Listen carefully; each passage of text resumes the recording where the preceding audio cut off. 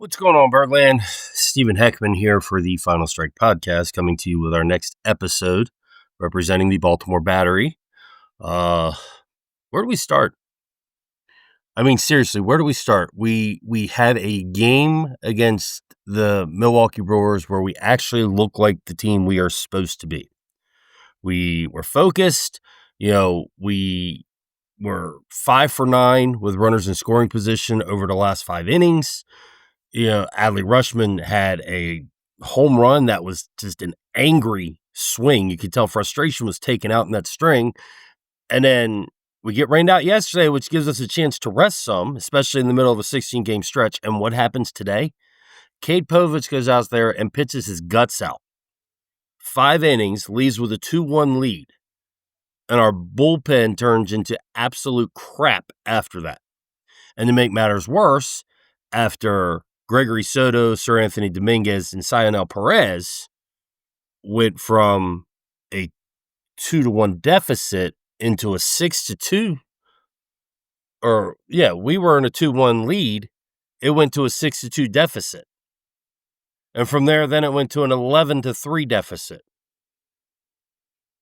I have never, in my entire life of watching baseball, seen a winning team put a position player into a game to close the game out.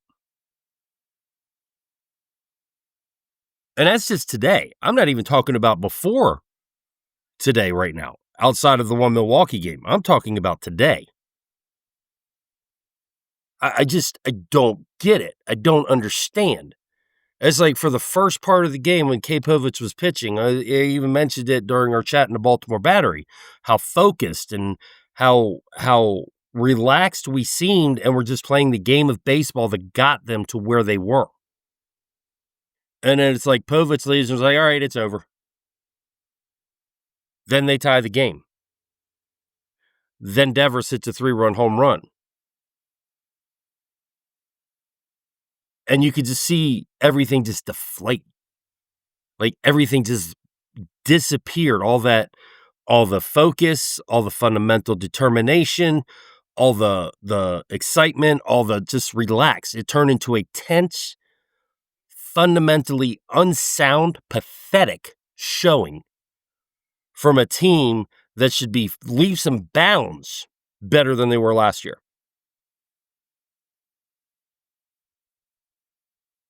I mean, I don't even know what to say here. Mike Elias comes out the other day, finally, after the firing of Brandon Hyde, and proceeds to say that, he's got to start thinking outside of his own personal situation, what's best for the team. What the hell does that even mean? Shouldn't that have been what you were doing before this? Shouldn't you have been doing what's best for the team before this?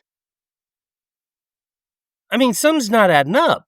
You're telling me before this you were just doing what's best for you, not for the team? I can only defend Mike Elias so much, but when you make a comment like that, I've got to do what's best for the team outside of my own personal situation. What is your personal situation? What were you doing before then that made you not think of what's best for the team? Brandon Hyde became a scapegoat this year. Yes, Brandon Hyde was an issue. Not all the issues, but he was an issue. Mike Elias was an issue. Now, I have people arguing, telling me that he was the main problem, but he wasn't. I'm sorry, he was not. Yes, he does deserve some blame, but not all the blame. I'm sorry. And this thing where people are like, well, he should have been prepared for a loss of pitchers. You go in with 8 possible people who should be in your rotation. 8 possible people. And you lose them all by the first week of the season, pretty much. How does it make sense? Make it make sense. How do you prepare for that? Then to make matters worse, you lose Colton Cowser. Then after that, it's Jordan Westberg. I mean, really, it baffles me that the excuses are all on everybody else, and yet the players seem to be getting away with this. And I'm not saying it's all the players' fault, but Brandon Hyde can only put the players on the field. Mike Elias can only get the players to the field or to the team to be put on the field. They can't make them perform. And then I hear comments like, well, if they're not going to commit to their players, they're not going to commit to their team or the players that are core of the team, why should these players try? Because it looks better when you are actually performing. It's going to help your contract in the future. I mean, you're talking difference of $100 million potentially, the way contracts are going out now. I mean, seriously.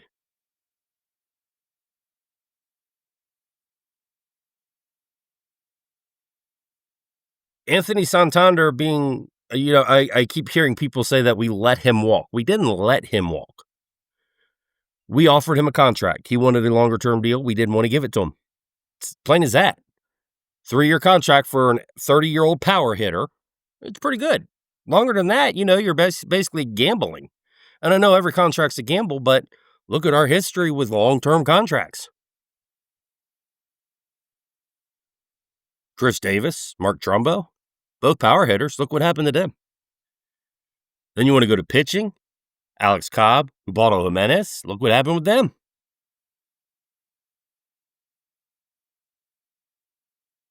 So yes, there is trepidation and a little bit of hard line stances that maybe should not have been done.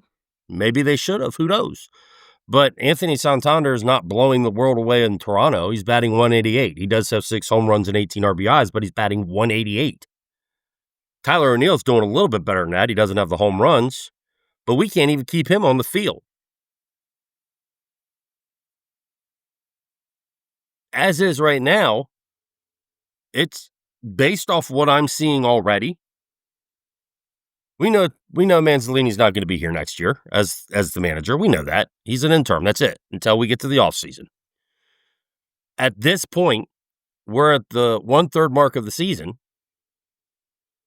It's time to start building the team for next season. That's it. We ain't going to make the playoffs. And yes, I said we ain't because that's about the best way to put it. The way our team looks right now, proper grammar doesn't even fit. There are so many words that can come to the English language right now that don't fit how this team is performing. I just don't understand how we look so fundamentally lost.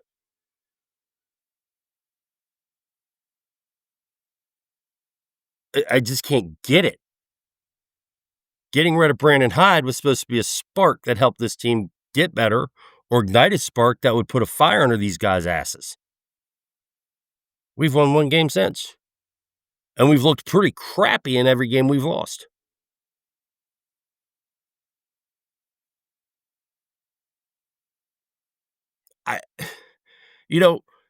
In 2017, when we won 46 games, yeah, it was disturbing. It was upsetting. It wasn't as frustrating as this. And the reason being is because we already knew what was happening. Buck Showalter's contract wasn't getting renewed. Dan Duquette's contract wasn't getting renewed. It was over. The Buck Showalter, Dan Duquette time was over. Manny Machado was being traded. Jonathan Scope was being traded. Zach Britton was being traded. I mean, anybody that we could get anything for was being traded.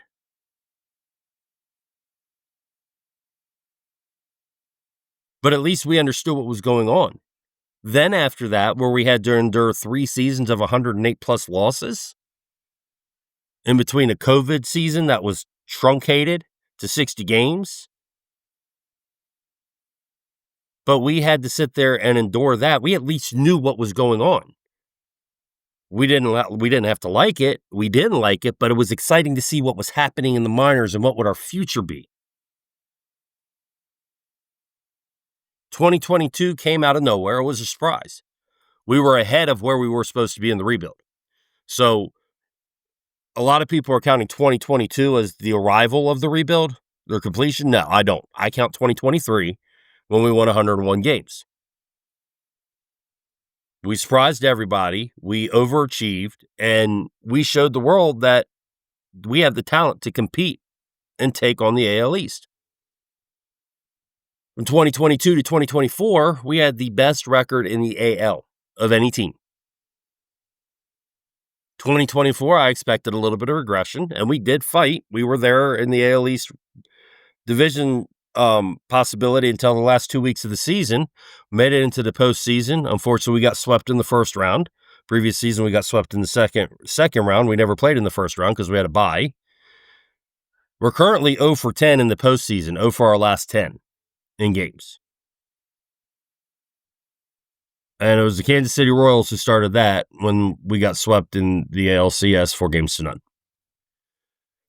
So we are at a point where there's got to be something that is going to ignite these players' emotions. Only so much can be put on the front office, the ownership group, the coaches. Only so much. And see, I'm one of those people, I'm an old school guy. Yeah, managers can take the downfall. I've seen Buck Showalter take the downfall many a times on teams that he helped build and then be relieved to watch that team go and win a World Series.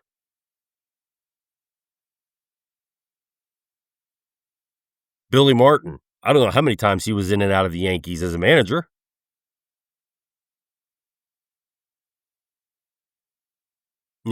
I've seen it.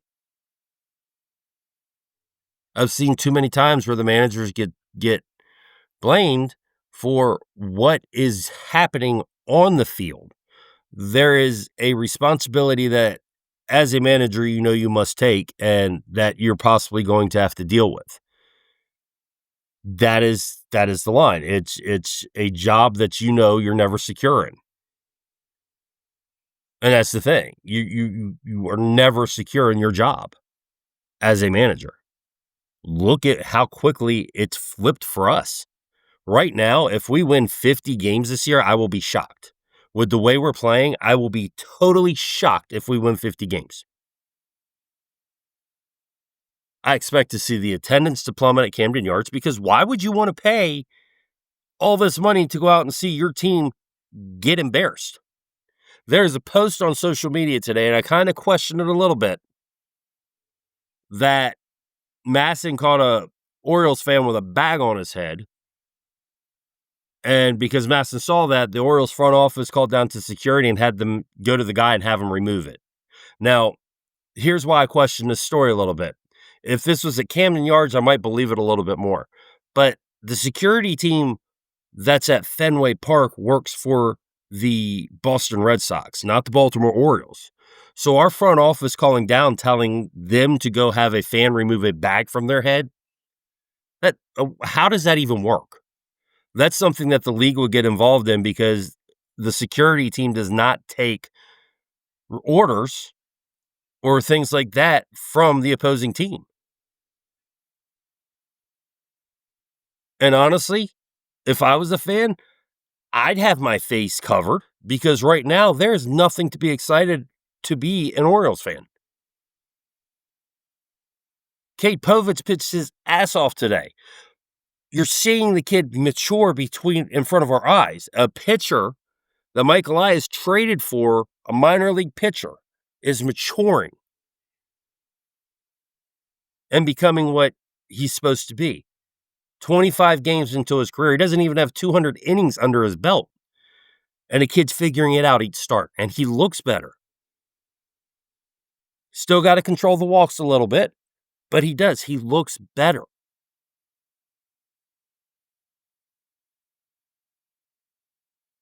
I just don't know what the answer is right now. Are you saying because other players are getting contract extensions that we need to go extend one of these or two of these players and that's going to change everybody's fortune? Who knows?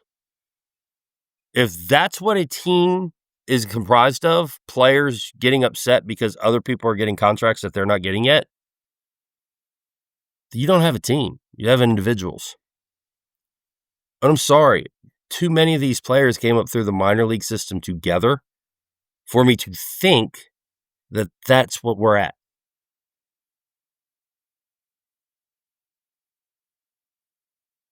I just don't understand.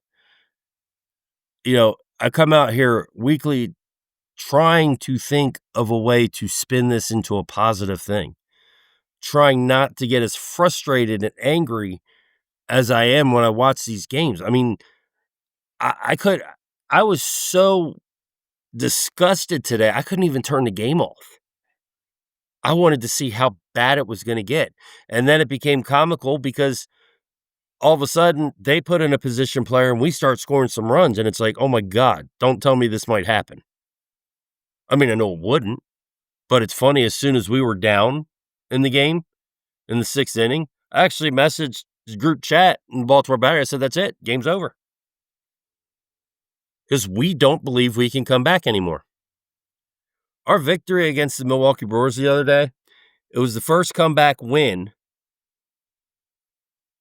since August 23rd of last year. It was the first come from behind extra inning win since July of 2022, if I'm correct on that. I think it's July of 2022. Or 23, I'm sorry, July of 23.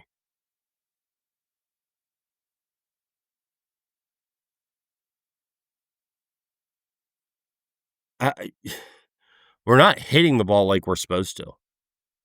I mean, we have players in our lineup. Cedric Mullins is leading our team with 10 home runs. I'm not saying he's not capable of doing that, but he's not our home run leader. Like, you're supposed to have Gunnar Henderson. You're supposed to have Ryan O'Hearn. You're supposed to have Adley Rutschman.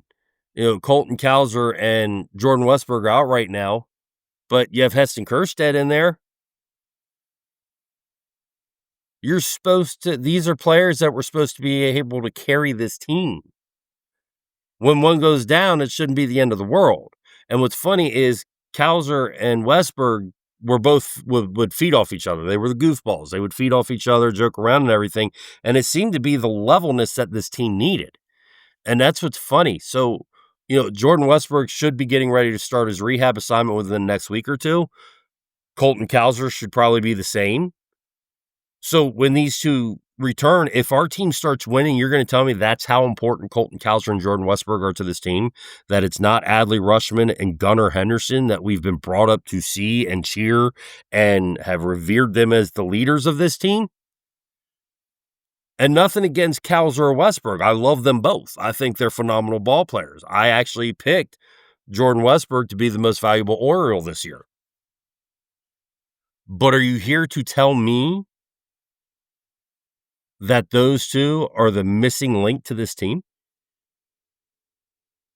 That the superstar all-world Gunnar Henderson, the all-around top catcher, are not the leaders we thought they were?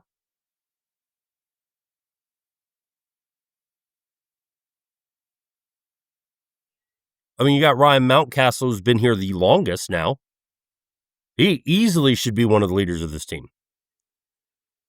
His power numbers are way down, but he just ended a 19-20 game on-base streak. So, I mean, at least he was doing something.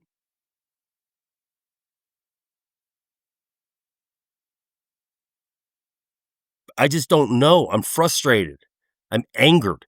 I'm disgusted. And I hate to say that because I've seen some awful baseball throughout my time as an Orioles fan. The 0-21 team didn't look this dysfunctional. Back in 88 when we started 0-21, it didn't look this dysfunctional. In 2017, the 46-win team did not look this dysfunctional. While we were losing 108 plus games, we did not look this dysfunctional. How do you fix dysfunction? Start getting rid of people? That's just going to make people worry about it doing their job then. We tried a manager change. So far, that's gone down the toilet like a wad of toilet paper. I just don't know. I don't know where to go from here.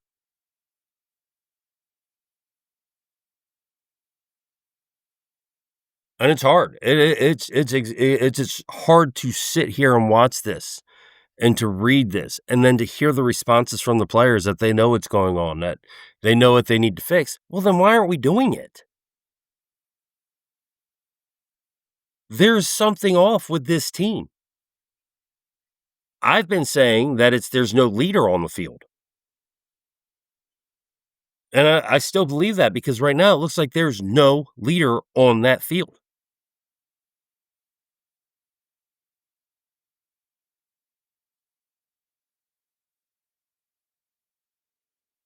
Tell me, Birdland, what do you think? Where should we go from here? What should we do from here?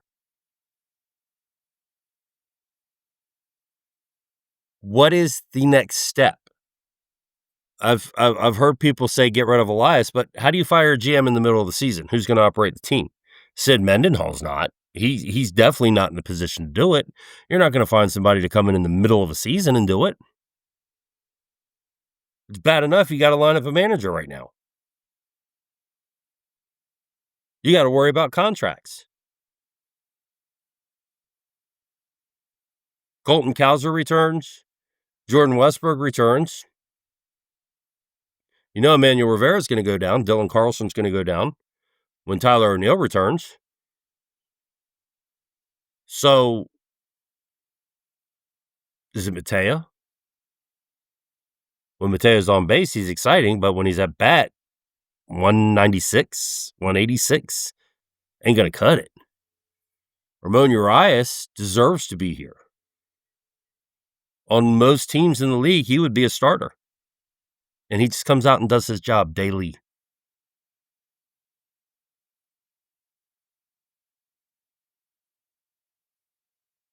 So tell me, Birdland, where do you think we go from here? What do we do?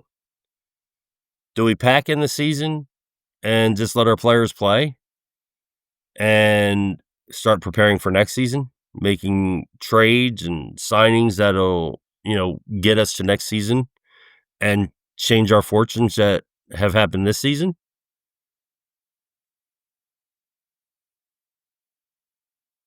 What do you think? Let me know. Post comments.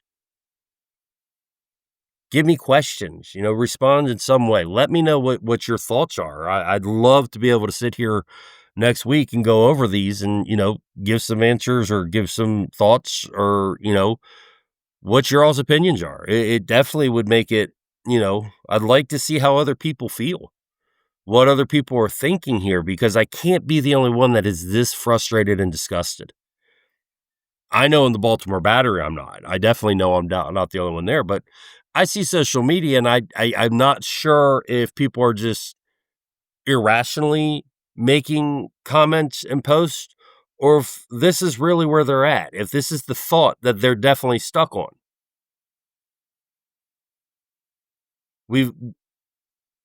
I want to know. I want to hear from you all.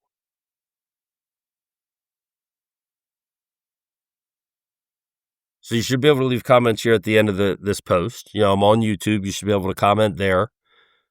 Please make sure you subscribe. That way you can make sure when the new podcast comes out and clips come out, you get notifications. But I definitely want to hear from you all. It definitely intrigues me and interests me to know if other people feel or see the things that I'm seeing. What thoughts you all have or what are you seeing that I might not be seeing and vice versa. So let me know. We're going to end here because right now, if I keep going, I'm just going to make myself more nauseated and sick about all this. And I don't want to. It's hard. I still love the Orioles. I still love my team. I still want the best for this team, but it's getting very hard to watch and go through all this. So make sure you hit me up. You can find me on TikTok at SRJ Heckman. Instagram, the same thing. X, formerly Twitter, the same thing. And YouTube, the same thing. I'm on all those. Also, anywhere that you get any podcasts, we are available. We're on 9 different sites that host podcasts, so you should be able to get us anywhere. I want to thank everybody who supports us and everybody throughout the world who supports us. We're actually been reached in Japan, Switzerland, Germany, Canada, and North America. So 5 countries we're in, which is great. I love that, but I want to hear from people. I want to know what you all are thinking. Also, want to make sure you head over to the BaltimoreBattery.com. I know it's a little hard to want to read anything pertaining to the Orioles right now because there's not much positivity to read about, but head on over there because our team does work their ass off there. And they do a wonderful job. We do everything we can to get information to you all as quick as possible and keep you updated as much as we can. So head over to the BaltimoreBattery.com. Make sure you give them a follow on Twitter, formerly of X, and on TikTok, which is at the Be More Battery. So giving them a big shout out because I wouldn't be here without them either. So without you all, without Baltimore Battery, I wouldn't be here. Give a big shout out to the Scooters for Rent team because without them, we wouldn't be here either. So you ever in Maryland, Delaware, Eastern Shore area, make sure you give them a shout if you're looking for mobility equipment, from mobility scooters, manual, beach, and electric wheelchairs to sleeping lift recliners. Give them a shout at 302-280-6203. Tell them Stephen from The Final Strike sent you. And last but not least, want to give a big shout out to Dubby. This is an energy drink that is sweeping the energy drink area. There's no jitters, sugar-free, all-natural ingredients. Great for pre-workout, great for pre-gaming. Great when you hear me ranting about the Baltimore Orioles.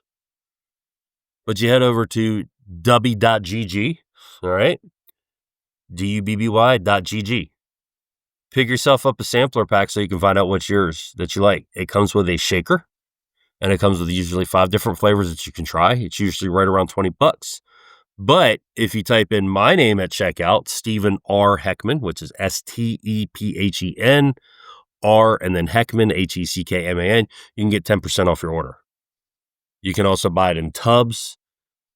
You can get yourself shakers. They have hats. They have t-shirts. But make sure you get yourself your W on today.